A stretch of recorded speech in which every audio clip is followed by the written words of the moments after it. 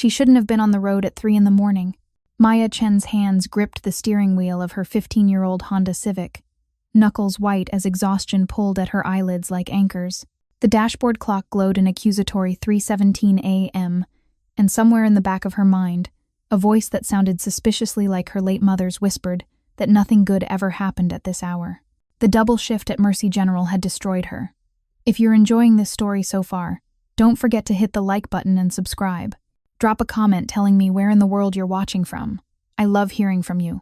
16 hours of emptying bedpans, checking vitals, and watching understaffed nurses run themselves into the ground while hospital administrators collected bonuses. Her scrubs still smelled like disinfectant, and the particular desperation that clung to emergency room walls. But the overtime pay meant another month of her younger brother Danny's physical therapy.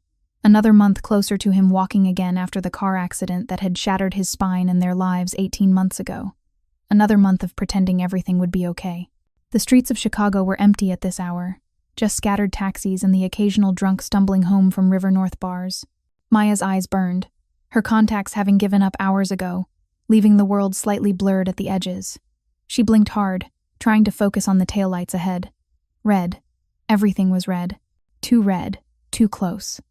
Her foot slammed the brake, but exhaustion had slowed her reflexes by crucial seconds. The sickening crunch of metal meeting metal echoed through the silent street, her body jerking forward against the seatbelt hard enough to knock the breath from her lungs. No, no, no, no, no. The words tumbled out as Maya's heart hammered against her ribs.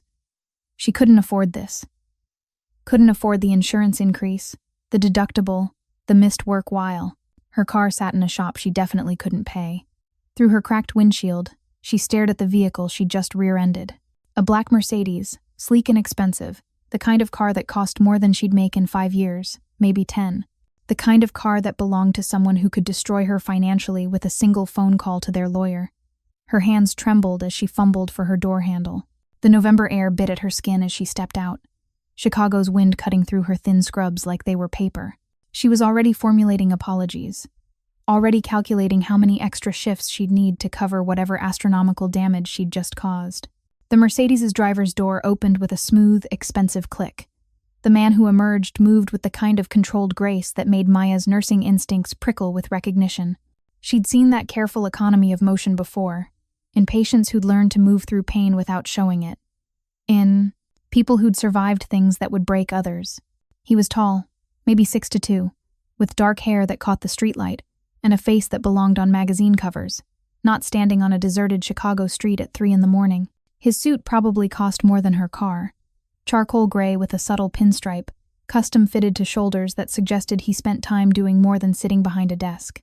But it was his eyes that stopped her mid-step. Dark, almost black in the sodium streetlight, and utterly calm. No anger, no frustration, just an assessing gaze that seemed to catalog every detail about her in seconds. "I'm so sorry." The words rushed out of Maya in a breathless tumble.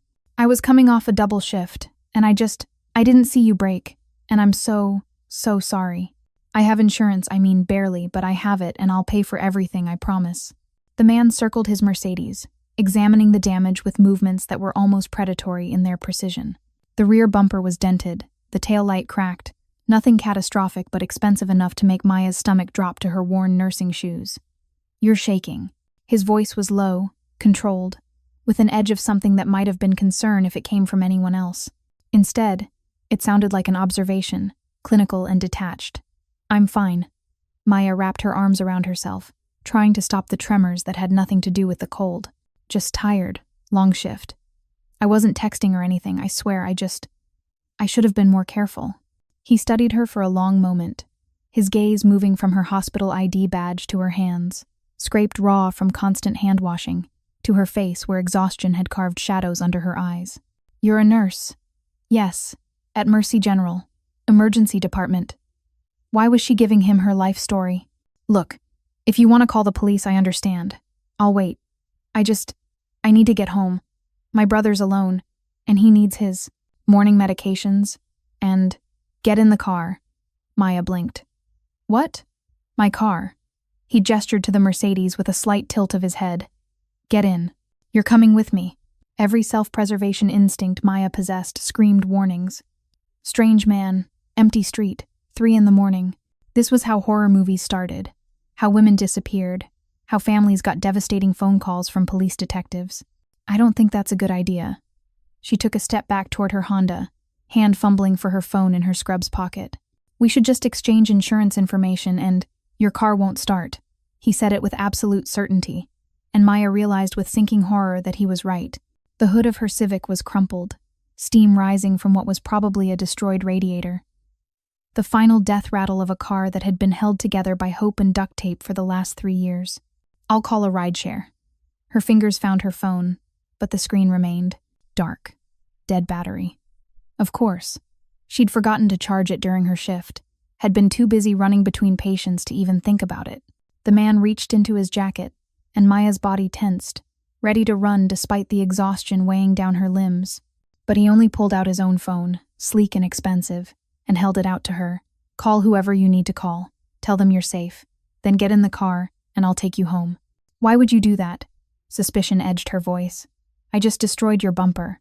Normal people would be yelling or calling their lawyers or, I don't know, being angry. You're being calm? A slight smile touched his lips, but it didn't reach his eyes. Would you prefer if I yelled? I'd prefer if you acted like a normal person whose car just got hit. The smile widened fractionally. I stopped being normal a long time ago, Miss Chen. Her blood went cold. How do you know my name? He gestured to her ID badge, still clipped to her scrubs. It's on your chest, along with your photo, your employee number, and your department. You should be more careful about the information you display. The words should have sounded threatening, but they came out almost protective. Like he was offering advice rather than making a veiled threat. Maya's brain, foggy with exhaustion, tried to process the situation. Strange man, expensive car, 3 a.m., no anger about the accident, knew her name, offering her a ride. Every single element screamed danger, yet something in his steady gaze made her hesitate. I can't just get in a stranger's car. Even as she said it, Maya glanced at her destroyed Honda, at the empty street, at the 5 miles between here and her apartment where Danny would wake up in pain, needing medications she'd been too exhausted to pre-sort before her shift. Then let me call you a cab. The man's thumb hovered over his phone. My driver will wait with you until it arrives, but you're not standing on this street alone at 3 in the morning. That's non-negotiable. Your driver? Maya glanced around, seeing no one. As if summoned by the question, a second black Mercedes pulled up behind the first, this one undamaged. A man emerged from the driver's seat, older, maybe late 50s, with gray hair and the kind of alert posture that suggested military background. Mr. Volkov. The driver's voice held both respect and something that might have been concern. Everything all right? Volkov. The name tickled something in Maya's memory, something she'd heard in the hospital break room or seen in the newspaper, but her exhausted brain couldn't quite grasp it. Minor accident. Miss Chen needs transportation home. The man, Volkov, turned back to her. Marcus will drive you. I'll take my own car to be assessed.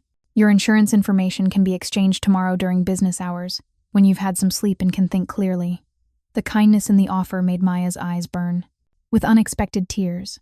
When was the last time someone had shown her consideration without wanting something in return? I don't understand. Her voice came out smaller than she intended. Why are you being nice about this? I ruined your car. Volkov's expression shifted, something ancient and weary moving behind his eyes. Because you're clearly exhausted from saving lives. Because you're worried about someone at home who needs you. And because the universe has a way of putting people in each other's paths for reasons we don't always understand immediately. He stepped closer, close enough that Maya could smell his cologne, expensive and subtle with notes of cedar and something darker. Now, you can either accept the ride from Marcus, who is a trained professional bodyguard and would never harm a woman, or you can stand here arguing with me while your brother waits for medications. Your choice, Miss Chen. The mention of Danny decided it. Maya looked at Marcus, at his kind eyes, and steady stance, then back at Volkov's calm, assessing gaze. Fine, but I'm texting my friend your license plate, and if I disappear, she's going straight to the police. Another of those slight smiles. Smart. I'd expect nothing less from someone who works emergency medicine. He gestured to Marcus's car. After you. Maya climbed into the back seat, her body sinking into leather so soft it felt like a crime. If you're hooked on this story, make sure to subscribe and turn on notifications so you never miss an upload. Your support means everything and helps me bring you more emotional stories like this one. The interior smelled new, expensive. Nothing like her Honda's particular blend of fast food and desperation. Marcus started the engine with a purr so quiet it was almost obscene. As they pulled away, Maya glanced back through the rear window. Volkov stood beside his damaged Mercedes, phone to his ear, his free hand gesturing as he spoke to whoever had answered at this ungodly hour. Even from a distance, his posture radiated authority, the kind of power that didn't need to be loud or aggressive to be absolute. "He's not going to come after me for damages, is he?" Maya asked. Marcus, hating how small her voice sounded. Marcus's eyes met hers in the rearview mirror, something like amusement crinkling their corners. "Mr. Volkov isn't the type to pursue legal action over a fender bender. He has bigger concerns." "Like what?" "That's not my story to tell, miss. But I can say with certainty that you meeting him tonight wasn't an accident, even if the collision was." The cryptic words sent a chill down Maya's spine. "What does that mean?" "Means sometimes the universe has plans we don't understand until much later." Marcus turned onto her street with the confidence of someone who'd already known where they were going. "Your building's the brick one. 3rd floor, corner unit, correct?" Maya's blood turned to ice. "How do you know that?" "Mr. Volkov had me run your address while you were deciding whether to accept the ride. Standard security protocol. You should know by now, Miss Chen, that Alexander Volkov doesn't do anything without understanding exactly what he's walking into." Alexander Volkov. The name finally clicked, and Maya's stomach dropped. She'd seen it in the newspaper, heard nurses gossip about it during break. Alexander Volkov, alleged head of the Russian organization that controlled half of Chicago's construction industry, and probably a dozen other enterprises that existed in the shadows. She'd just rear-ended a Mafia boss's car, and now she was sitting in his employee's Mercedes, being driven home by someone who'd known her address before she'd given it. "I need to get out." Panic clawed at her throat. "Now, let me out. Miss Chen, I understand you're frightened, but you're perfectly safe. Mr. Volkov has no intention of harming you. If he did, we wouldn't be having this conversation." Marcus's voice remained maddeningly calm. "We're already at your building. You can go inside, lock your door, and forget this night ever happened. Or you can trust that sometimes the scariest-looking situations turn out to be the ones that save you." The car stopped in front of her building. Through the window, Maya could see her apartment's lights on. Danny probably awake and wondering where she was. "Why would I need saving?" The question came out as a whisper. Marcus turned to face her, his expression serious. "Because Mr. Volkov saw something in you tonight. Something he recognizes. And when Alexander Volkov decides someone is worth protecting, the entire world shifts to accommodate that decision. Whether you understand it yet or not, Miss Chen, your life just changed." He handed her a business card, heavy stock with embossed lettering, just a name and a phone number, nothing else. "When you're ready to understand why, call that number. But tonight, go take care of your brother. Get some sleep. Tomorrow will bring its own answers."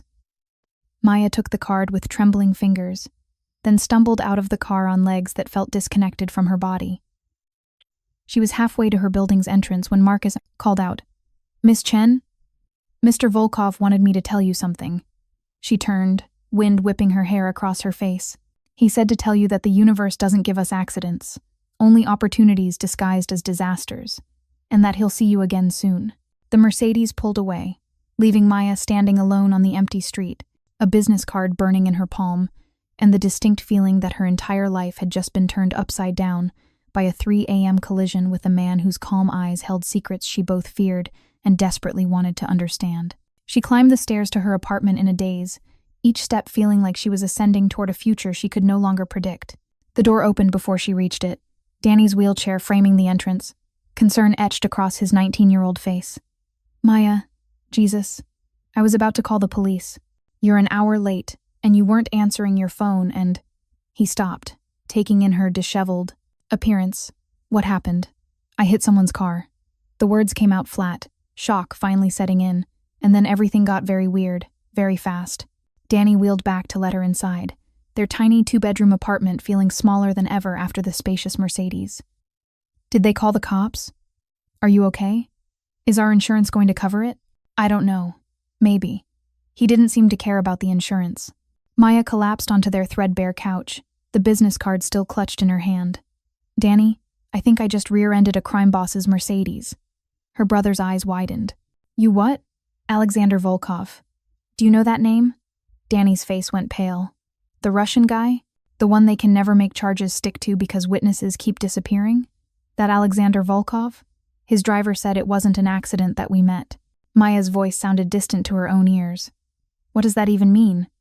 "It means you stay the hell away from him." Danny wheeled, closer, gripping her hand. "Maya, people like that, they don't just give rides home out of kindness. They always want something." But as Maya stared at the business card, remembering Volkov's calm eyes and the way he'd assessed her like she was a puzzle he intended to solve, she wondered if wanting something and needing something were really all that different. And more troubling, she wondered why some part of her, the part that had been running on empty for 18 months, felt almost relieved that someone had finally noticed her drowning. Maya didn't call the number. For 3 days, the business card sat on her nightstand like a live grenade, Alexander Volkov's name staring at her each morning when her alarm shrieked at 5 a.m. She told herself she'd throw it away. Told herself that whatever bizarre encounter had happened at 3 in the morning was just exhaustion-induced temporary insanity on both their parts. She almost believed it. The first sign that forgetting was impossible came on day 4. Maya was restocking supplies in the emergency department's trauma bay when her supervisor, Linda Chen, no relation, despite sharing a last name, appeared in the doorway with an expression Maya had never seen before. Something between confusion and barely concealed panic. "Maya, there's someone here to see you." Linda's voice had an edge to it, the careful neutrality of someone trying very hard not to show fear. "He's waiting in the staff break room. Says it's urgent." "Who?" Maya's mind immediately jumped to Danny. Had something happened? Had he fallen trying to reach something while she was at work? He didn't give a name, just said you'd know who he was. Linda stepped closer, lowering her voice. "Maya, he showed up with 2 men who looked like they could bench press a car. Security tried to stop them, but he had some kind of authorization I've never seen before. Hospital administrator personally escorted them up here." The blood drained from Maya's face. "Tall? Dark hair? Expensive suit? You know him? We had a minor car accident a few days ago. I rear-ended his Mercedes." The explanation sounded absurd even to her own ears. "He gave me a ride home, and I haven't heard from him since." Linda's expression shifted to something Maya couldn't quite read. The hospital administrator called him Mr. Volkov. "Maya, do you have any idea who—" "I know who he is." Maya set down the supply box with hands that had started trembling again. "What does he want?" "He said he needs to speak with you about a time-sensitive matter." Wouldn't elaborate. Linda touched Maya's arm gently. "You don't have to go in there alone. I can call security or—" "No." Maya took a deep breath, smoothing down her scrubs in a futile attempt at composure. "It's fine. He's not going to hurt me in a hospital break room surrounded by witnesses." Even as she said it, she wondered if she believed it. The break room was empty except for 3 men. Alexander Volkov sat at the far table, looking impossibly out of place among the vending machines and motivational posters about hand hygiene. Marcus stood by the door, and a 3rd man, younger, broader, with a scar running from his eyebrow to his cheek, positioned himself by the windows. Volkov looked up when she entered, and something in his expression shifted. Relief, maybe. Or recognition. "Miss Chen, thank you for agreeing to see me. I didn't agree to anything. You showed up at my workplace." Maya crossed her arms, channeling every ounce of exhaustion and irritation into her voice. "How did you even know where I worked? I mean, besides the obvious hospital ID badge, how did you find my exact department?" "I have resources." He gestured to the chair across from him. "Please, sit. We need to discuss something important. I'm in the middle of my shift. Whatever this is, it can wait until your brother's physical therapy appointments." Volkov's voice remained calm, but the words hit Maya like a physical blow. "Every Tuesday and Thursday at 3 p.m. with Dr. Rebecca Ostroff at Northside Rehabilitation Center. Sessions that cost $600 each, not fully covered by your insurance, leaving you with a monthly gap of approximately $1,800. Maya felt the room tilt slightly. "How do you— Your rent is $2,000 a month for a 2-bedroom apartment in Logan Square. You work an average of 60 hours per week between your regular shifts and overtime, grossing approximately $48,000 annually before taxes. You have $17,000 in student loan debt, $4,000 on a credit card with a 22% interest rate, and you've been rejected for 3 personal loan applications in the last 6 months." Each word was delivered with clinical precision, like he was reading from a report. Which, Maya realized with growing horror, he probably was. "You investigated me." Her voice came out flat, shock overriding fear. "You had someone dig into my entire life because I bumped your car. I investigated you because I needed to understand who you are and what you need." Volkov leaned forward slightly, his dark eyes intense. "And because someone else has been investigating you too. Someone significantly more dangerous than me." The break room suddenly felt too small, the walls closing in. "What are you talking about?" Volkov pulled out his phone, swiped a few times, then turned the screen toward her. Security camera footage showed a man sitting in a car across from her apartment building. The timestamp read yesterday, around the time Maya would have left for work. Another swipe. The same man, different angle, outside Northside Rehabilitation Center while Danny would have been inside for his therapy session. "Who is he?" Maya's voice came out smaller than she intended. "His name is Viktor Sokolov. He works for Dmitry Petrov, a man who has significant disagreements with how I conduct my business. Operations." Volkov pocketed his phone. 3 days ago, you were seen getting into Marcus's vehicle outside your apartment at 3 in the morning. Petrov's people noticed. They're now trying to understand what connection you have to me, and whether you can be used as leverage." Maya's legs gave out, and she collapsed into the chair across from him. "Leverage for what? To force me into making business concessions that would benefit Petrov's organization." Volkov's expression remained neutral, but something flickered in his eyes. "Or to send a message by harming someone I've shown interest in protecting.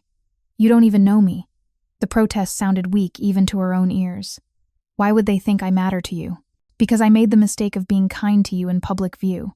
Because my driver took you home instead of leaving you stranded. Because in my world, Miss Chen, any deviation from expected behavior is analyzed for weakness." He paused, jaw tightening. "And, apparently, you've become my weakness." The words hung between them, loaded with implications Maya wasn't ready to process. "So what?" Anger finally broke through her shock. "You came here to tell me I'm in danger because you decided to be a decent human being for once in your life? That I need to, what, go into hiding? Quit my job? Move? I came here to offer you protection." Volkov's voice remained maddeningly calm. "My home has security measures that would make it nearly impossible for Petrov's people to reach you or your brother. I'm offering both of you a place to stay until this situation is resolved." Maya laughed, a harsh sound that echoed off the break room walls. "You want me and my disabled brother to move into your house. The house of a man I met 4 days ago. A man whose business dealings apparently involve people who threaten innocent nurses." She stood abruptly, chair scraping against linoleum. "Do you have any idea how insane that sounds? I understand your hesitation." "Hesitation?" Maya's voice rose despite her best efforts to keep it level. "You just told me that knowing you has put a target on my back. That men are watching my home, following my brother. And your solution is to move us deeper into your world?" She shook her head, backing toward the door. "No, absolutely not. I'll call the police. File a report, get a restraining order or whatever. The police can't protect you from Petrov." Volkov stood as well, his movements controlled but urgent. "He owns half the officers in 3 precincts. Restraining orders are just paper to men like him. By the time official channels move, you and Danny could be—" He stopped himself, jaw clenching. "Please, Miss Chen. I'm not asking you to trust me. I'm asking you to trust my ability to keep you alive." Marcus stepped forward from his position by the door. "If I may, miss, I've been with Mr. Volkov for 15 years. In that time, I've never seen him personally intervene to protect someone outside his organization. The fact that he's here, asking instead of simply taking action, should tell you something about his intentions. It tells me he feels guilty for dragging me into his mess." Maya looked between the 3 men, each representing a world she'd never wanted to touch. "I have a life, Mr. Volkov. A job, a brother who needs stability, a routine that keeps us surviving. I can't just abandon all of that because you made enemies. Your brother's next therapy appointment is Thursday." Volkov's voice dropped lower, something almost pleading entering his tone. "I'm asking you to accept protection until then. 3 days. After his session, we can reassess based on what Petrov's people do. If the threat level decreases, you can return to your life with additional security measures in place. If it escalates, 3 days?" Maya heard herself asking, hating the weakness in her voice. 72 hours in a secure location while I resolve the political complications your inadvertent involvement has created." He pulled out another card, different from the first, with an address written in precise handwriting. "This is a property I own in Lincoln Park. 5 bedrooms, fully accessible for Danny's wheelchair, 24-hour security, medical supplies if needed. You can continue working from there. I'll arrange private transportation. Your brother can have his therapy sessions brought to the house if necessary. Why are you doing this?" Maya stared at the card, at the elegant script that suggested this plan had been forming for longer than just this conversation. "You could just let us go. Let Petrov's people realize we mean nothing to you." Volkov's expression shifted, something raw and unguarded crossing his features before his usual control reasserted itself. "Because the first time I saw you, exhausted and terrified but still trying to take responsibility for an accident that barely mattered, I saw someone worth protecting. And I've spent 15 years surrounded by people who only value others for what they can extract from them." He met her eyes directly. "I won't let you become collateral damage for my sins, Miss Chen. I won't let another innocent person pay the price for the world I've built." The confession hung in the air, weighted with history. Maya didn't understand but could feel pressing against the edges of the conversation. "I need to talk to Danny." The words came out before she could stop them, before logic could override the instinct that whispered Volkov was telling the truth. "I'm not making this decision without him." "Of course." Volkov nodded to Marcus, who immediately pulled out a phone. "We can arrange for a secure video call, or if you prefer, I can have Danny brought here under protection. Video call." Maya cut him off. "I need 5 minutes alone with my brother, without an audience." Marcus gestured to a smaller office adjacent to the break room. "Use Dr. Morrison's office. It's private, and the video connection is secure." He handed her a phone, already dialing. "Your brother should be home. He's being watched by one of our people, but only from a distance. He hasn't been approached." The casual mention of surveillance on Danny should have enraged her. Instead, Maya felt a sick sort of gratitude that at least someone was keeping him safe while she processed this nightmare. Danny answered on the second ring, his face filling the screen with immediate concern. "Maya? Whose phone is this? Are you okay?" "I'm fine.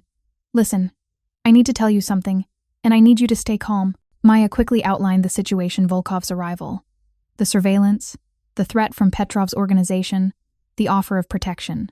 Danny's expression cycled through shock, anger, and finally resignation. "So because you hit this guy's car, we're now targets of the Russian Mafia." "Essentially, yes. And he wants us to move into his house for 3 days. That's the offer." Silence stretched between them through the digital connection. Finally, Danny sighed, rubbing his face with both hands. "Maya, I can't believe I'm saying this, but if this Volkov guy went to the trouble of tracking down my therapy schedule and apartment accessibility requirements, he's either genuinely trying to help or he's the most elaborate kidnapper in Chicago history." "That's not reassuring." "I know." Danny managed a weak smile. "But here's the thing. We've been one disaster away from losing everything for 18 months. If this guy can actually provide security, if he can give us 3 days where you're not exhausted and I'm not constantly worried about you, maybe it's worth the risk." "Danny, he's a criminal. The things he's involved in are probably no worse than the insurance companies that denied my claims, or the hospital billing department that tried to sue us, or the landlord who wanted to evict us when I couldn't climb stairs. Anymore." Bitterness edged Danny's voice. "At least this criminal is being honest about what he is. That's more than most people who've screwed us over." Maya felt tears burning behind her eyes. "When did you become the practical one?" "Around the time my big sister started working herself to death to keep me alive." Danny's expression softened. "Maya, if you think this is dangerous, we'll figure out something else. But if you think there's even a chance he's telling the truth about the threat, I don't want you looking over your shoulder every time you leave for work." The office door opened slightly, Marcus's voice filtering through. "Miss Chen, I apologize for interrupting, but we've received intelligence that Petrov's people are moving earlier than anticipated. We need a decision." Maya looked at her brother's face on the screen, at the worry lines that had appeared in the last year and a half, at the strength he'd developed through circumstances neither of them had asked. 4. "Okay," she heard herself say. 3 days. But the moment something feels wrong, we're gone."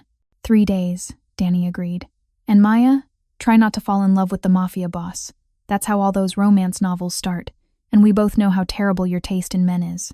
Despite everything, Maya laughed. "I'll do my best." She ended the call and returned to the break room where Volkov waited, his posture perfectly controlled but his eyes showing something that might have been relief. "We'll accept your offer. 3 days, with conditions." Maya held up a hand before he could respond. "First, Danny and I stay together at all times unless it's a medical necessity.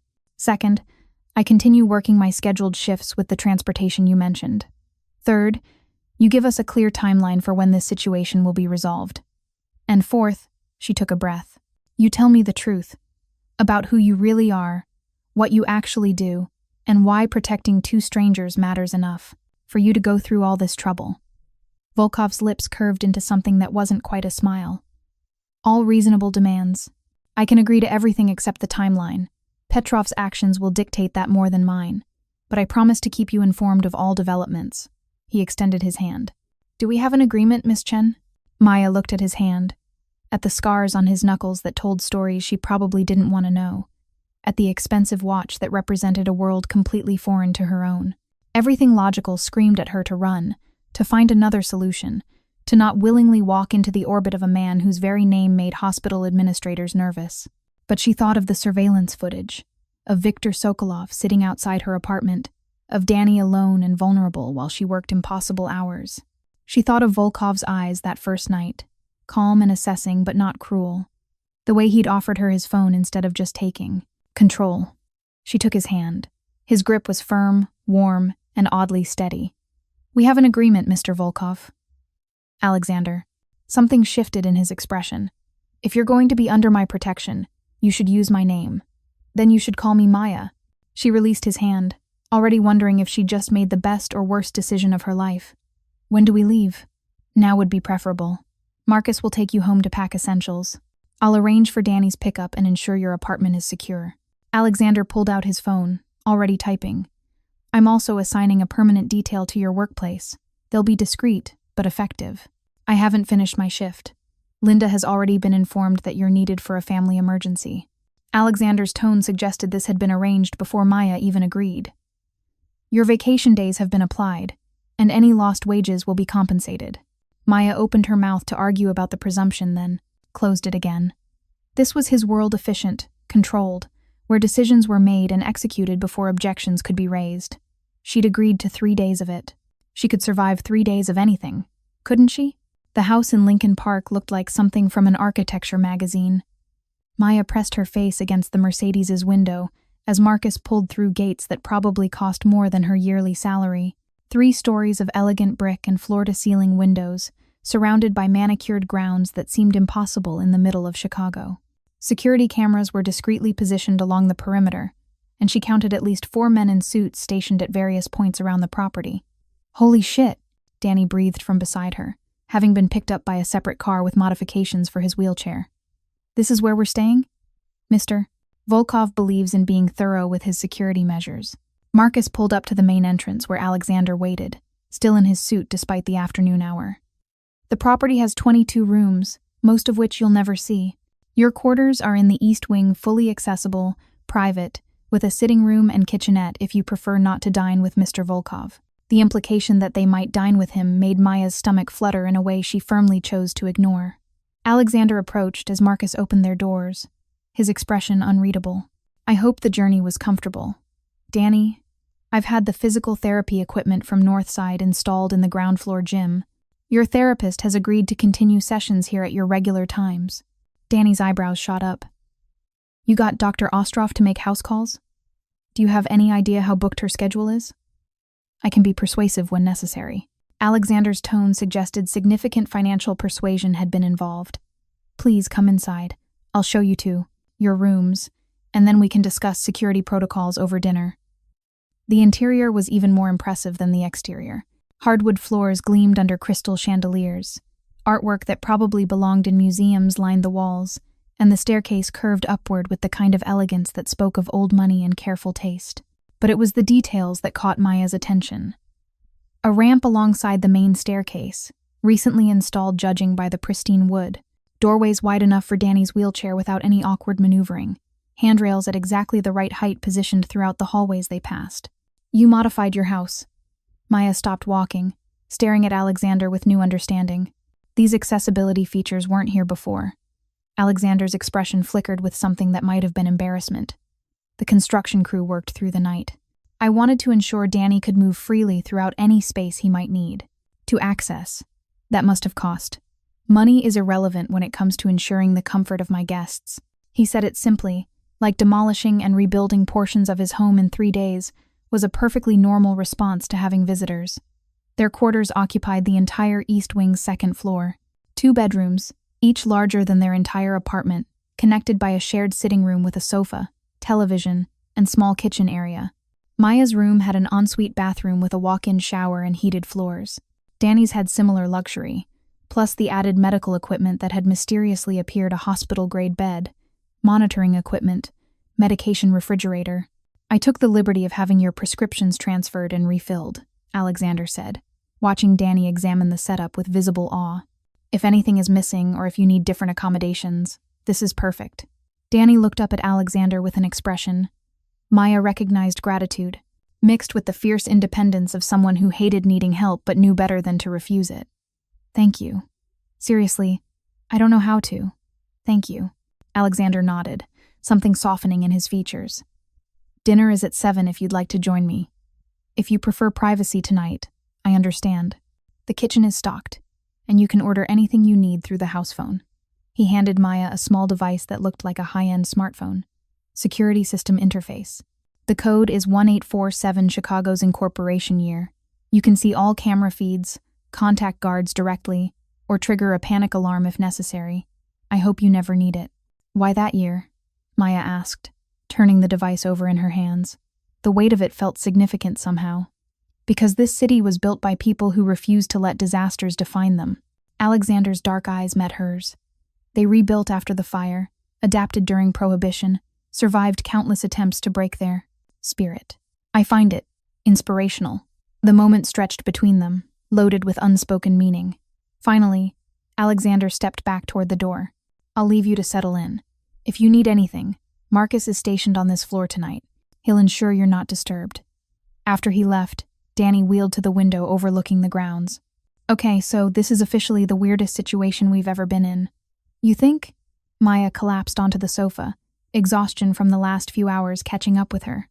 We're living in a Mafia boss's mansion because I rear-ended his car and apparently that made me a target for his enemies.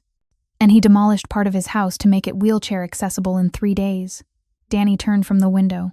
Maya, I know this is strange and probably dangerous, but when was the last time someone cared enough about our situation to actually do something about it? Maya closed her eyes, not wanting to acknowledge the truth in his words. That doesn't make it safe. No, but it makes it better than what we had. Danny wheeled closer. Look, I'm not saying we should trust him completely, but for 3 days, I'm willing to give him the benefit of the doubt, especially if it means you actually get some sleep in a house with security instead of working yourself to death while worrying about me. I don't work myself to death. You worked a 16-hour shift, rear-ended someone at 3 a.m. from exhaustion, and then worked another full day before being told you're a target for rival criminals. Danny's voice was gentle but firm. You're literally the poster child for working yourself to death. Maya couldn't argue with that assessment. They agreed to have dinner with Alexander, partly out of courtesy and partly, Maya admitted only to herself, out of curiosity about the man who seemed to exist in contradictions. Criminal and protector, dangerous and kind, someone who moved through violence but quoted Chicago history like a professor. The dining room continued the house's theme of understated elegance, a long table that could seat 20, but was set for 3 at one end, creating an almost intimate atmosphere. Crystal glasses caught the light from a chandelier overhead, and the smell of cooking drifted from what must have been a kitchen somewhere beyond the swinging doors. Alexander had changed from his suit into dark slacks and a button-down shirt with the sleeves rolled to his elbows. The casual attire made him look younger, more approachable, though the controlled grace of his movements remained constant. I hope you don't mind that I took the liberty of ordering from several restaurants. He gestured to the spread being laid out by a man in chef's whites. I realized I had no idea what you like to eat, so I erred on the side of variety. You have a personal chef? Danny asked, eyes wide as dish after dish appeared. Thai curry, Italian pasta, American comfort food, even a tray of sushi. Victor is on loan from one of my restaurants. Alexander caught Maya's sharp look. Legitimate restaurants. I own 7 throughout the city, all operating completely within legal parameters.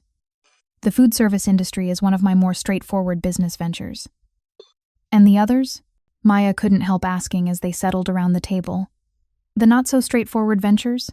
Alexander's lips curved slightly. You asked for honesty. I intend to provide it. But perhaps we should eat first. Some conversations are better had on full stomachs. The food was extraordinary, each dish perfectly prepared and seasoned. They ate in relative silence for the first few minutes, hunger overriding awkwardness. Maya couldn't remember the last time she'd had a meal this good, or this large. Usually dinner was whatever she could microwave between shifts while Danny ate the pre-made meals she'd prepared on her rare days off. Your brother mentioned you're studying physical therapy yourself. Alexander addressed Danny while cutting his steak with precise movements. At Northwestern? Danny nodded, swallowing a bite of pasta. Was studying. Had to take a leave after the accident. Too hard to manage classes and recovery simultaneously. And your plan is to return once you've completed your own therapy? That's the idea. Danny's voice carried the particular tone of someone who'd repeated this answer so many times it had become automatic. Go back. Finish my degree. Become the therapist who actually understands what his patients are going through. Noble goal. Alexander set down his fork. I could arrange for modified coursework if you're interested. Northwestern has programs for students with extenuating circumstances. I appreciate the offer, but my student loans are already maxed out. Can't take on more debt just to finish a few semesters early. The resignation in Danny's voice made Maya's chest ache. Actually, I was thinking more along the lines of a scholarship. One of my companies maintains an educational fund for promising students facing hardship.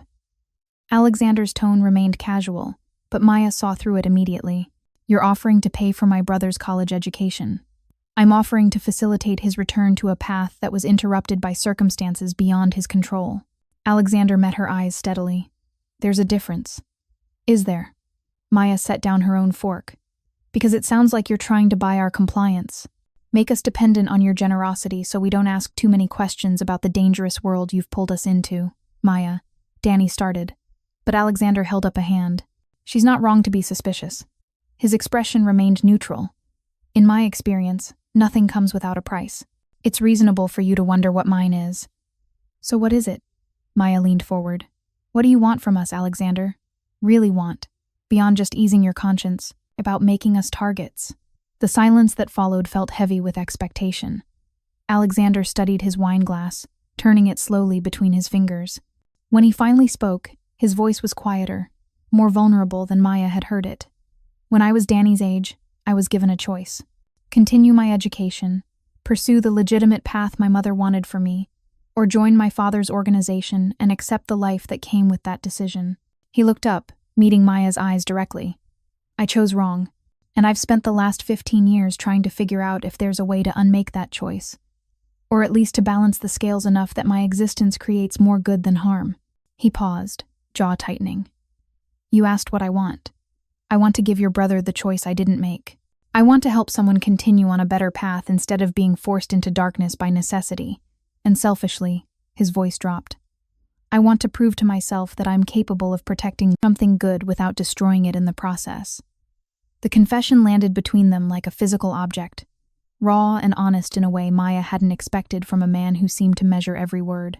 Danny broke the silence first. What happened to your mother? Pain flickered across Alexander's features. She died believing I'd chosen money and power over the values she tried to instill, believing she'd failed to raise me into someone better than my father. He took a slow breath. I'd like to think she was wrong, that somewhere in the choices I've made, there's still room for the person she hoped I'd become. But that's not a question I can answer alone. Maya felt something shift in her chest, a softening she didn't want but couldn't prevent. This wasn't the crime boss who'd appeared at her workplace with bodyguards and resources. This was someone carrying regret like a weight, trying to balance an equation that might be impossible to solve. The scholarship, Danny said, quietly. It's real? Not just something you're making up to make us feel better? It's administered by the Volkov Educational Foundation, established by my mother before her death. 20 students receive funding annually. Alexander pulled out his phone, showing Danny a website. The application process is legitimate, though I admit I can expedite your review given the circumstances. Danny studied the website, then looked at Maya. In his eyes, She saw hope warring with caution, the same internal battle she was fighting. 3 days, Maya said finally. We agreed to 3 days of protection. After that, we reassess based on the threat level and whether your intentions match your actions. If the scholarship offer is still on the table then, and if Danny still wants to pursue it, we'll discuss it properly. Fair? Alexander nodded, something like respect crossing his features. More than fair. Thank you for giving me the chance to prove myself. The rest of dinner passed more easily, conversation drifting to neutral topics. Chicago, architecture, favorite books, the peculiar challenges of working night shifts versus Danny's experience with morning classes. Maya found herself laughing at Alexander's story about a restaurant opening disaster. The way he described a kitchen fire with the same dry humor someone might use for minor inconvenience. He was, she realized with some alarm, actually charming when he wasn't being cryptic and intimidating. After dinner, Alexander offered to show them the library, 3,000 volumes, mostly Russian literature and American crime fiction. The irony isn't lost on me, but Maya declined. Exhaustion was catching up with her. The events of the last 4 days compressing into a weight she could barely carry. Tomorrow, she said, seeing understanding in Alexander's eyes. Tonight I just need sleep. Of course. He walked them back to their wing, Marcus appearing from wherever he'd been stationed. The grounds are secure. 4 guards on rotation through the night, cameras monitored from the security office in the basement. You're safe here, Maya. Both of you. The use of her first name, casual and warm, shouldn't have affected her as much as it did. Maya helped Danny with his evening routine, a familiar choreography they'd perfected over 18 months. Medications sorted, muscle relaxants taken, compression garments adjusted. He'd gotten more independent, but some things still required assistance. He's not what I expected, Danny said as she helped him into bed. When you said you hit a Mafia boss's car, I pictured someone. Scarier.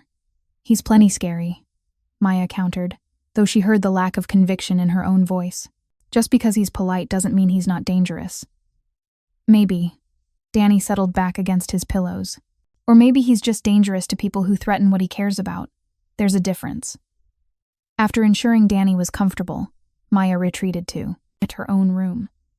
The bed was enormous, with sheets that felt like silk and pillows that seemed to mold perfectly to support her head. She should have felt uncomfortable in such luxury, guilty about accepting it. Instead, for the first time in as long as she could remember, Maya felt safe enough to actually sleep.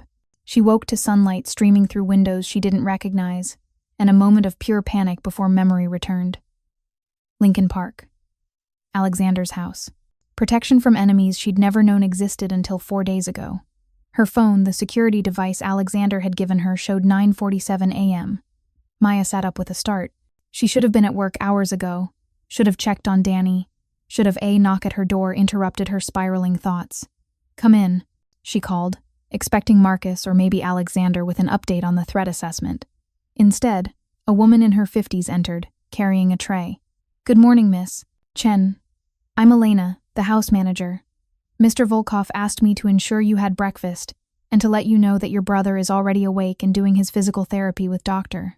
Ostroff in the gym. Maya took the tray coffee, fresh fruit, pastries that smelled like heaven with hands that trembled slightly. Is Alexander, Mr. Volkov here? He left for a meeting early this morning, some business matter that required immediate attention.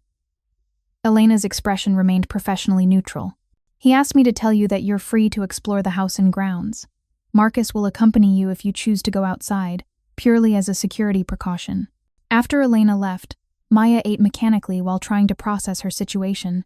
She was living in luxury she'd never imagined while men with guns patrolled the perimeter.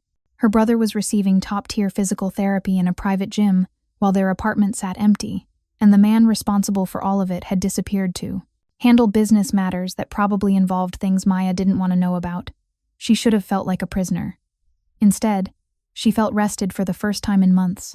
Danny was laughing when Maya found him in the gym, his therapist guiding him through exercises on equipment that looked like it belonged in an Olympic training facility. Dr.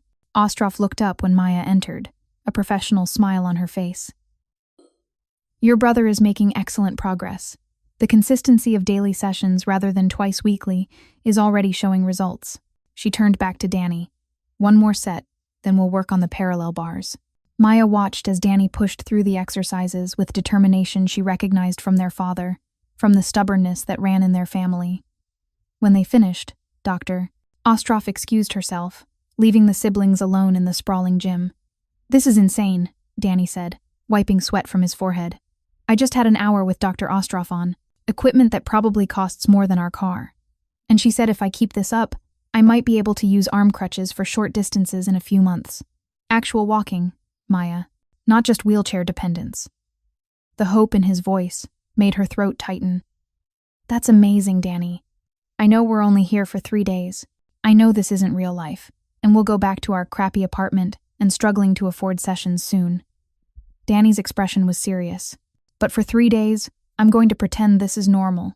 I'm going to work my ass off and maybe, just maybe, come out of this stronger than when we arrived. Is that okay?"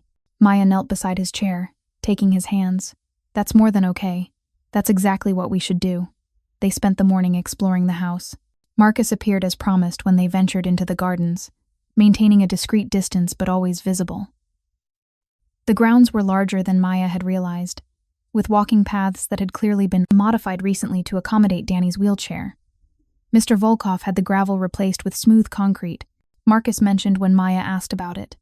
The previous surface would have been too difficult for wheels. He wanted to ensure Danny could access the entire property if desired. More modifications. More thoughtfulness from a man who supposedly made his living through criminal enterprise. The contradictions were giving Maya whiplash. They were sitting by a fountain because, of course, Alexander had a fountain when Marcus's radio crackled. His expression tightened as he listened to the transmission. "What is it?" Maya asked, alarm already flooding her system. "Mr. Volkov is returning. He's asked that you both meet him in his office immediately." Marcus's professional mask had slipped, revealing something that looked like concern.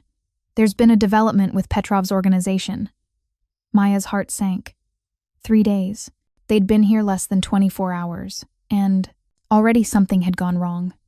Alexander's office was on the 3rd floor, a room lined with bookshelves and dominated by a massive desk. He stood by the window when they entered, still in his suit but with his tie loosened and his hair slightly disheveled. Signs of stress that shouldn't have been visible on someone so controlled.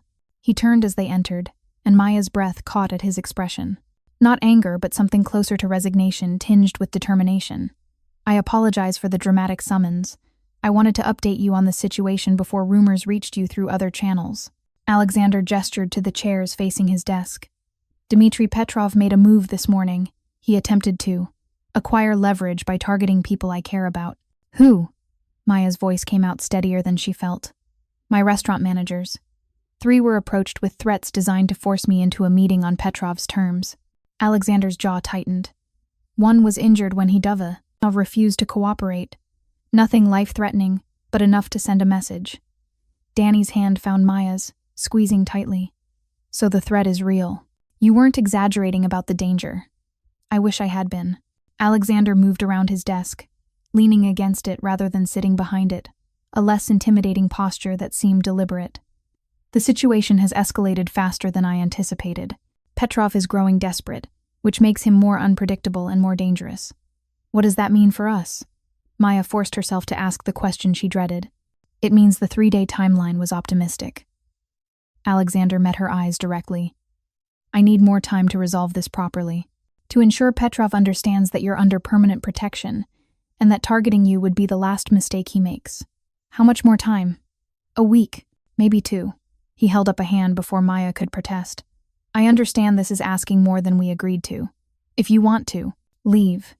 If you'd rather take your chances with police protection or witness security, I'll facilitate that immediately.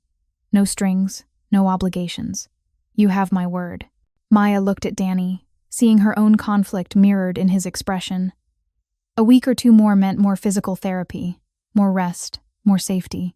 It also meant going deeper into Alexander's world, accepting more of his protection, becoming more entangled with someone whose life existed in shadows she'd never wanted to touch. But it also meant not lying awake in their apartment wondering if Viktor Sokolov was sitting in a car outside, not constantly checking over her shoulder at work, not sacrificing Danny's recovery because of her pride. "What happens after a week or 2? Danny asked before Maya could. "Does this just become our life? Hiding in your house while you fight battles we don't understand?" "No. Alexander's voice was firm. After I resolve this situation with Petrov, you return to your lives with enhanced security measures. Guards you won't see, but who will ensure your safety. Camera systems in your apartment building. Regular check-ins to verify no new threats have emerged. Eventually, once Petrov understands the cost of pursuing you exceeds any potential benefit, even those measures can fade. And if he never understands that? Maya heard herself ask. If this becomes permanent? Alexander's expression shifted, something vulnerable flickering across his features. Then I continue protecting you for as long as necessary, because the alternative, allowing you to be harmed because you had the misfortune of encountering me, is unacceptable. The weight of his commitment settled over the room. This wasn't just about easing guilt or maintaining reputation. Something in the way Alexander looked at them, particularly the way his gaze lingered on Maya, suggested this had become personal in ways that went beyond simple protection. 1 week, Maya said finally, feeling Danny's hand. Squeeze hers in agreement. After 1 week, we reassess. If the situation hasn't improved, we discuss alternatives, including witness protection if necessary. Relief crossed Alexander's features. 1 week. I'll provide daily updates on my negotiations with Petrov. Complete transparency about the threat level and my actions to mitigate it. You have my word.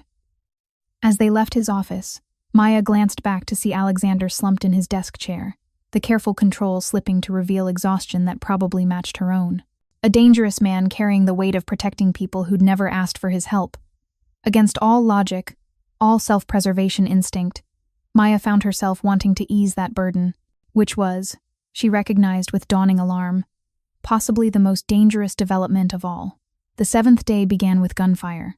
Maya jolted awake at 4:37 a.m. to the sound of sharp cracks echoing across the grounds. Her body moved on autopilot, muscle memory from emergency room, training overriding panic as she grabbed the security device Alexander had given her and ran barefoot into the hallway. Danny was already in his wheelchair, face pale in the dim corridor lighting. What's happening? Before Maya could answer, Marcus appeared, weapon drawn, his usual calm replaced by military precision. Stay in your rooms. Lock the doors. Mr. Volkov is handling the situation. Handling what situation? Maya's voice came out sharper than intended. Marcus, those were gunshots. Petrov's people attempted to breach the perimeter. They've been neutralized. He said it calmly, like he was discussing the weather rather than violence happening on the grounds. Mr. Volkov wants you secured until the area is cleared. More shots, closer this time. Maya's hands trembled as she pulled up the security camera feeds on her device. The screens showed chaos, men in dark clothes moving through the gardens. Alexander's guards engaging them with coordinated efficiency. And there, in the center of it all, was Alexander himself. He moved like violence was choreography he'd perfected. Every motion, controlled and precise. Maya watched as he disarmed one attacker with movements too fast to fully track, then turned to face another. Even through the grainy camera feed, his expression remained eerily calm. Jesus, Danny breathed, looking over her shoulder at the screen. He's not even using a gun. He doesn't need to, Marcus said quietly. Mr. Volkov was trained by his father from age 12. Hand-to-hand combat, tactical assessment, strategic thinking. He became what he needed to be to survive that education. The fighting ended as abruptly as it had started. On screen, Maya counted 6 men on the ground, Alexander's guards securing them while Alexander himself stood perfectly still, not even breathing hard. Then he looked up, directly at the camera, as if he knew she was watching. His expression shifted concern, replacing the cold focus of combat. He said something to one of his guards, then disappeared from view. He's coming here, Marcus confirmed, already moving toward the elevator. Stay inside until he arrives. The grounds aren't secure yet. Maya pulled Danny back into his room, her heart hammering against her ribs. This was real. Not a theoretical threat or abstract danger, but actual violence mere feet from where they'd been sleeping. Men with guns trying to breach the house where she'd felt safe for the first time in months. The knock came 3 minutes later, firm but not aggressive. Maya checked the security feed. Alexander stood alone in the hallway, his suit jacket discarded, shirt sleeves rolled up, revealing forearms that carried fresh scratches. Blood that might not have been his own stained his collar. She opened the door. Are you hurt? His eyes scanned her face, her arms, looking for injuries she didn't have. Did anyone get inside? We're fine. Marcus got to us immediately. Maya stepped back, letting him enter. What happened? Alexander ran a hand through his hair, the gesture betraying stress his expression didn't show. Petrov made his move. 6 men, well-armed, attempting to take you as leverage. They failed. He said it simply, like the outcome had never been in question. But the fact that they tried means the situation has escalated beyond negotiation. Beyond negotiation, how? Danny's voice was steadier than Maya felt. It means Petrov has decided that forcing me into compliance is worth the risk of open war. Alexander's jaw tightened, which means nowhere in Chicago is truly safe anymore. Not this house, not your apartment, nowhere he might think to look. The implication hung heavy in the air. Maya sank onto the edge of Danny's bed, legs suddenly unable to support her weight. So what are you saying? We run? Hide? Spend the rest of our lives looking over our shoulders? No. Alexander crouched in front of her, bringing himself to eye level. His hands rested on his knees, close enough to touch but not crossing that boundary. I'm saying I end this. Tonight. Before Petrov can regroup and try again. End this how? Maya already knew the answer. Could see it in the way Alexander's expression had hardened. By making it clear that continuing to pursue you carries consequences he's not prepared to face. Alexander's voice dropped lower, dangerous in ways his earlier combat efficiency hadn't been. I've spent a week trying to resolve this diplomatically, offering compromises, suggesting alternative arrangements. Petrov has rejected every offer because he sees my protection of you as weakness, a vulnerability he can exploit. So you're going to prove you're not weak by doing what? Starting a war? Maya heard her voice rising but couldn't stop it. More violence, more people hurt, all because I rear-ended your car? No. Alexander's dark eyes held hers. Because I decided you matter.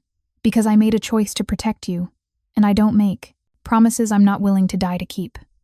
The confession landed like a physical blow. Danny made a small sound, but Maya couldn't look away from Alexander's face, from the absolute certainty there.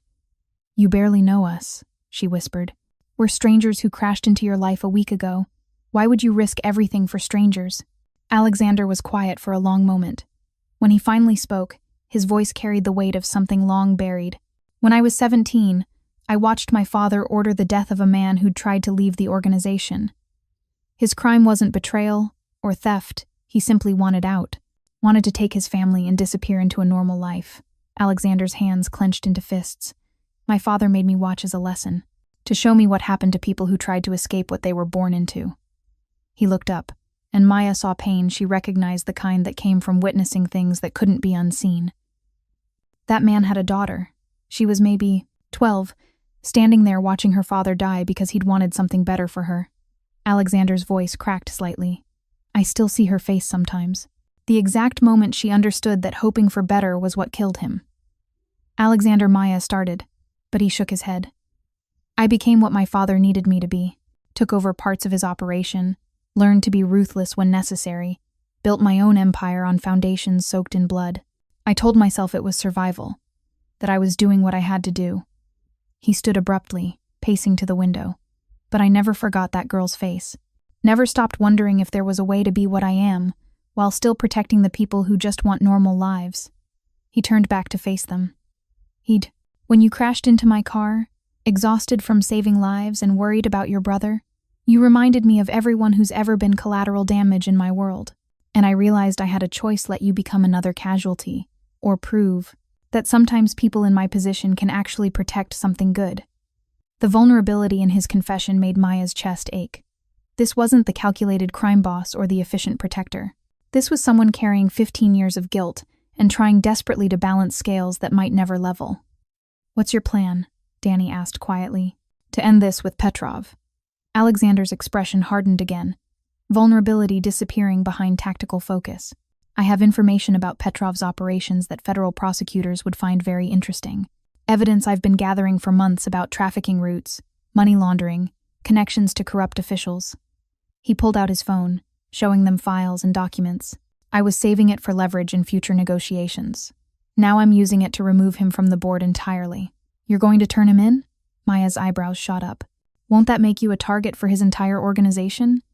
It would if I did it directly. Alexander's lips curved into something that wasn't quite a smile. Which is why I'm arranging for the evidence to be discovered through supposedly independent investigation.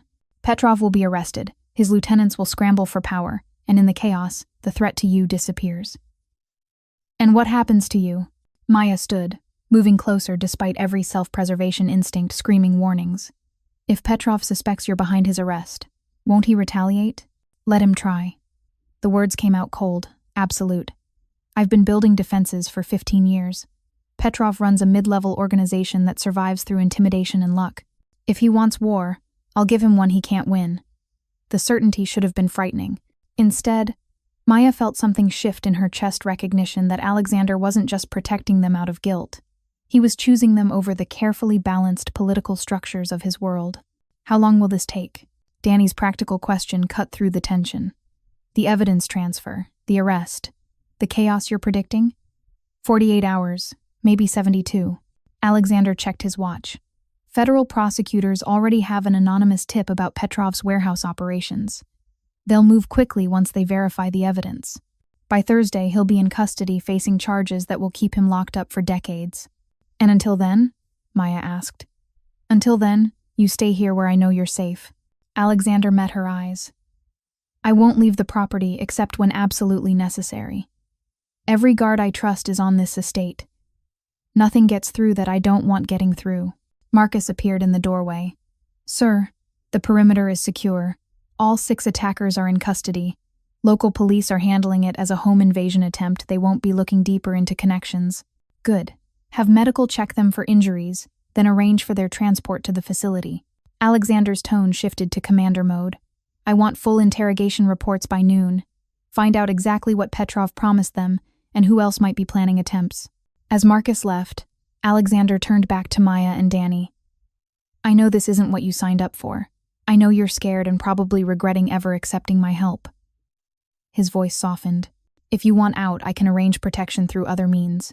Federal witness security, private security firms that aren't connected to my organization. You have options beyond me. Maya looked at Danny, seeing her own conflicted feelings reflected in his expression. They could run, could hide behind federal marshals and hope Petrov never found them, could try to rebuild their lives while constantly looking over their shoulders.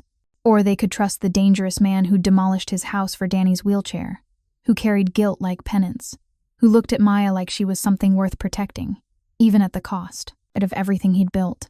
48 hours, Maya said finally. We stay for 48 hours while you handle Petrov. After that, we reassess based on whether the threat actually ends. Relief flickered across Alexander's features. 48 hours. I promise you'll be safe.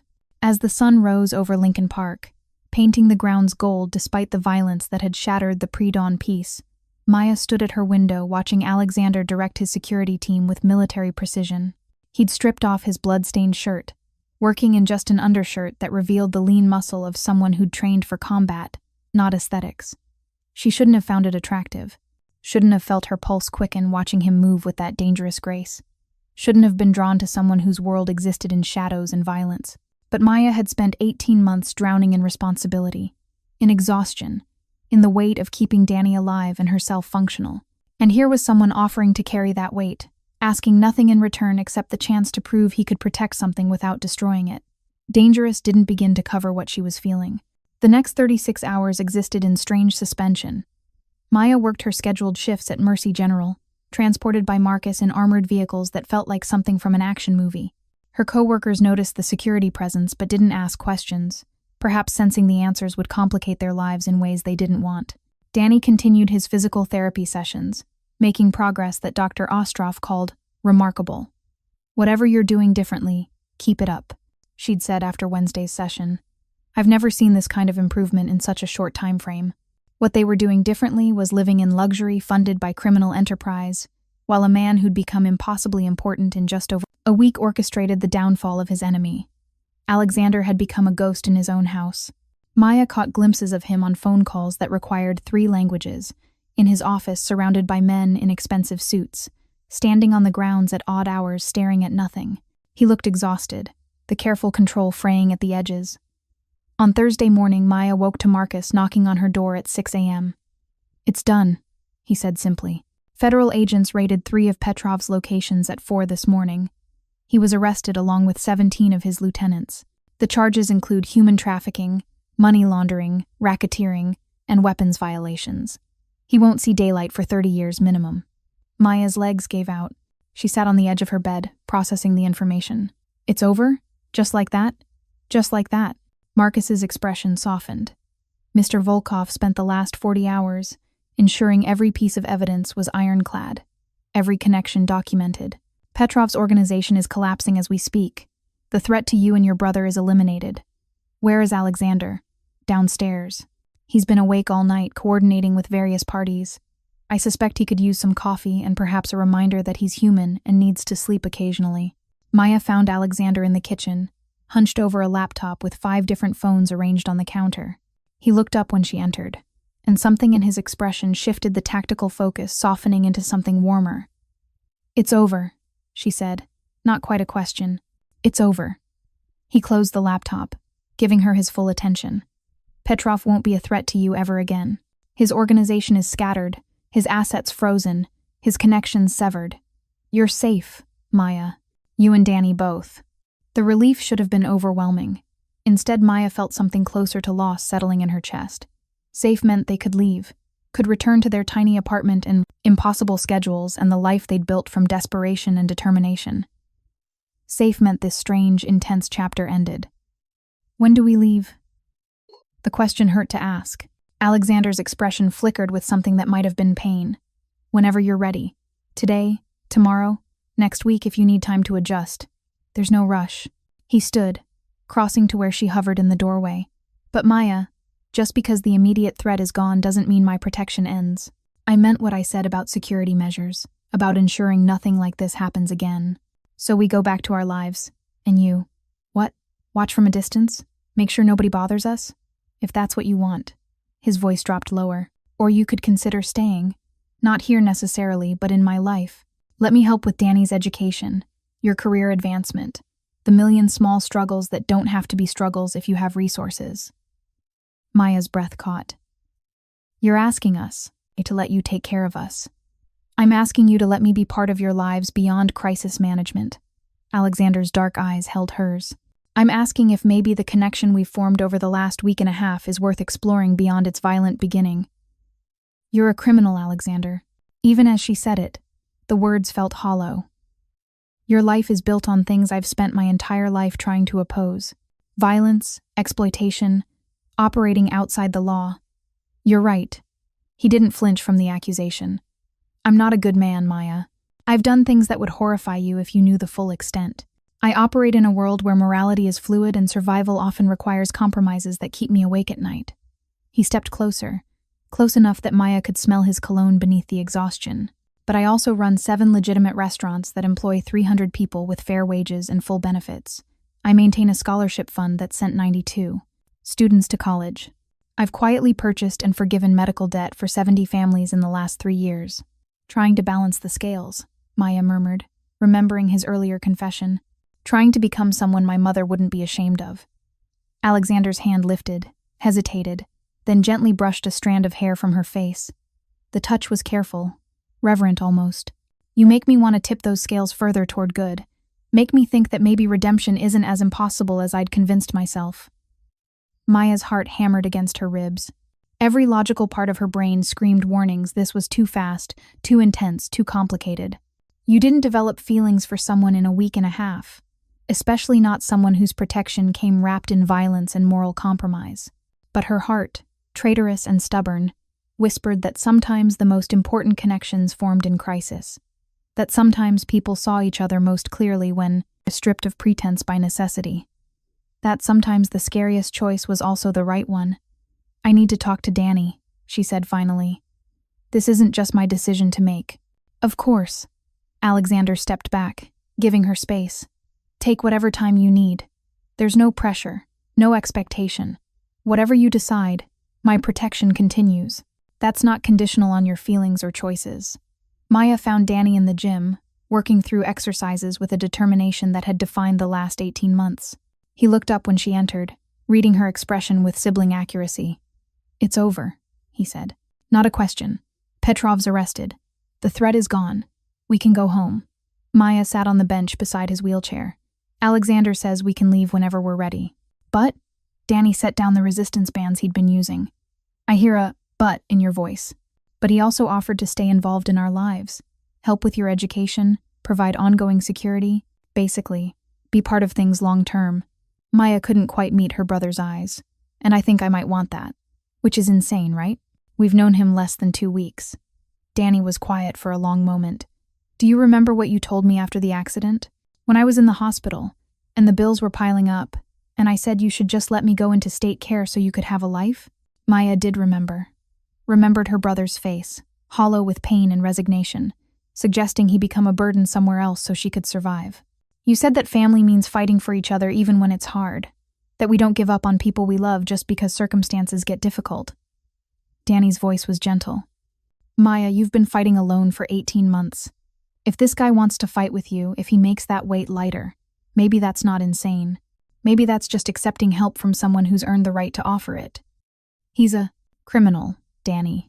The things he's involved in are probably no worse than the insurance companies that tried to deny my care, or the pharmaceutical companies that price medications beyond reach, or the systems that force people like us into impossible choices.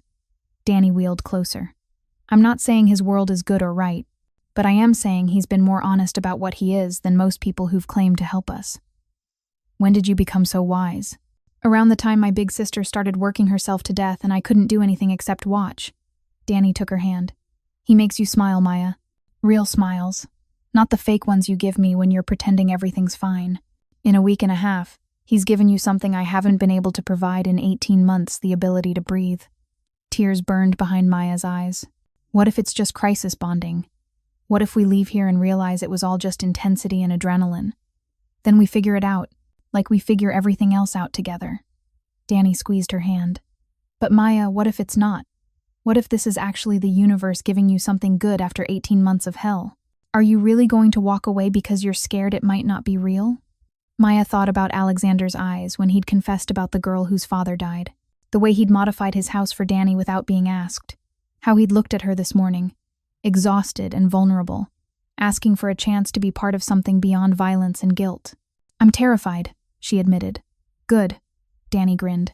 That means it matters. Now go tell the Mafia boss you want to see where this goes before he starts dramatically staring out windows and writing poetry about lost chances. Despite everything, Maya laughed. You've been watching too many movies. I've been watching you pretend you're not falling for him all week. Much better entertainment. Maya found Alexander in his office, standing by the window in what had apparently become his default brooding position. He turned when she entered, hope and resignation warring on his face. Danny thinks I should give this a chance, Maya said without preamble. He says you make me smile and that I deserve something good after 18 months of hell. Your brother is remarkably insightful. He also said if you start writing poetry, he's staging an intervention. Maya crossed to where Alexander stood. I have conditions. A lot of them. Name them. Alexander's full attention focused on her with an intensity that should have been frightening. First, transparency. I need to know what you're involved in, what risks exist, what choices you're making. I won't live in ignorance about the life I'm accepting. Maya took a breath. Second, Danny's education and my career are mine to manage. You can help, can provide resources, but you don't take over or make decisions without consulting me. Agreed on both. Counts. Third, we maintain our apartment. Maybe we don't stay there every night. Maybe we spend more time here, but we keep it. I need to know we have somewhere to go if this doesn't work. The vulnerability in admitting that possibility made her voice crack. And fourth? Alexander prompted gently. Fourth, you have to promise that you're trying to be better, that you're working toward legitimacy and away from the violence and exploitation. I can't fall in love with who you are now if you're not trying to become something more. The word love slipped out before she could stop it, and Maya felt heat flood her cheeks. Alexander's expression shifted, something raw and hopeful breaking through his usual control. You're already falling? Don't let it go to your head. But Maya couldn't stop the small smile curving her lips. I have terrible taste in men, according to Danny, and you're definitely proving that theory correct. I promise all of it. Alexander closed. The distance between them, his hands coming up to frame her face with a gentleness that contradicted everything she knew about his capacity for violence. Transparency, autonomy, an escape route if needed, and constant evolution towards someone worthy of what you're offering. I'll spend the rest of my life trying to deserve you, Maya Chen. That's very dramatic, Maya whispered, her heart hammering as his face moved closer to hers. I'm Russian. Drama is genetic. His lips quirked in a slight smile. Also, your brother was right about the poetry. I've been mentally composing terrible sonnets for 3 days. Maya laughed, then stopped as Alexander's thumb brushed across her cheek. This is insane. Completely, he agreed. But sometimes the best things start in chaos. When he kissed her, it felt like every choice that had led to this moment crystallizing into certainty. Soft and careful, like he was terrified of breaking something precious. Maya's hands fisted in his shirt, pulling him closer, deepening the kiss with an urgency that made him groan softly against her lips. They broke apart gasping, foreheads pressed together, both trembling slightly. So we're doing this, Maya said, not quite a question. We're doing this. Alexander's arms wrapped around her, pulling her into an embrace that felt like safety despite every logical reason it shouldn't. Whatever it looks like, however complicated it gets, we figure it out together. Together, Maya echoed, the word feeling like a promise neither had expected to make. A polite cough from the doorway made them spring apart. Marcus stood there, expression carefully neutral except for the slight smile tugging at his lips. I apologize for interrupting, but Miss Chen's supervisor called. Something about a scheduling conflict for next week. He held out Maya's work phone, which she'd left in her room.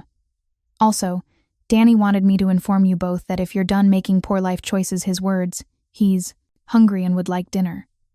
Maya buried her face in Alexander's chest, torn between laughter and mortification. She felt his chest shake with quiet amusement. Tell Danny we'll be down in 5 minutes, Alexander said, his arms still around Maya. And Marcus, thank you for everything this week. I know coordinating security while managing my dramatic personal life wasn't part of your job description. Sir, managing your dramatic personal life has been part of my job description since I met you 15 years ago. Marcus's smile widened. But I'll admit this particular drama has a better outcome than most. After Marcus left, Maya looked up at Alexander. Your life is going to be chaos, isn't it? Between your business, my work schedule, Danny's needs, and whatever complications come from. It's this. She gestured between them. Probably. Alexander kissed her forehead gently. But I've spent 15 years living in carefully controlled order built on violence and moral compromise. Maybe chaos driven by something good is exactly what I need. Maybe it's what we both need, Maya admitted. They went down to dinner hand in hand, a gesture that felt simultaneously too intimate and not intimate enough. Danny took one look at their joined hands and grinned like he'd personally orchestrated the entire situation. So, I'm guessing we're staying a bit longer than 48 hours? He asked innocently. Shut up and eat your pasta, Maya said without heat. Just saying, I called it a week ago. Maya has terrible taste in men. I have excellent observational skills, and ow. He laughed as Maya threw a dinner roll at him. Okay, I'll stop. But for the record, I approve. Alexander's terrifying, morally complicated, and occasionally writes bad poetry, but he makes you happy. That's enough for me. Alexander caught Maya's eye across the table, something soft and wondering in his expression. In that moment, surrounded by the unlikely family they'd formed, from crisis and choice, Maya felt hope unfurl in her chest. Not the desperate, clinging hope of the last 18 months, but something stronger. The hope that maybe, just maybe, the universe did have plans they couldn't understand until much later. That rear-ending a Mercedes at 3 a.m. had been the beginning of something neither expected but both desperately needed. Thank you, Alexander said quietly, addressing both of them. For giving me a chance to be someone better than I was, for trusting me with something as precious as your safety and your future. Thank you for not being a normal person who just called the cops and their insurance company, Maya countered. For seeing us as worth protecting when you had every reason to just walk away. I could never walk away from you. The words held the weight of a vow. Not anymore. 6 months later, Maya stood in the doorway of what had become their home, not the Lincoln Park mansion, though they stayed there often, and not her tiny Logan Square apartment, though they'd kept it as promised. Instead, Alexander had purchased and renovated a historic graystone in Wicker Park, creating space that accommodated Danny's accessibility needs while feeling like a home rather than a fortress. Though there were still guards, still security cameras, still elements of Alexander's world that intruded into their carefully built normalcy. But there was also laughter, and Danny walking short distances with arm crutches, and Maya's nursing career advancing with the time and energy she finally had to pursue it. And there was Alexander, emerging from the life he'd been born into and building something new. 3 of his more questionable business ventures had been sold or shut down. The restaurants were thriving as genuine enterprises. The scholarship fund had expanded. He still operated in gray areas, probably always would, but he was trying, evolving, becoming someone that his mother might recognize in the glimpses of kindness and protection that defined his relationship with Maya and Danny. "You're thinking too loud," Alexander said, wrapping his arms around her from behind. "I can hear the analysis happening." Maya leaned back into his embrace. "Just thinking about how insane this all is. 6 months ago, I rear-ended your car. Now we're living together. Danny's walking. And I'm dating a man who once told me he doesn't do anything without understanding exactly what he's walking into. And yet I had no idea walking into that first encounter that you'd completely destroy my careful control and make me want to be someone better." Alexander's lips brushed her temple. "Best accident of my life." "Mine too."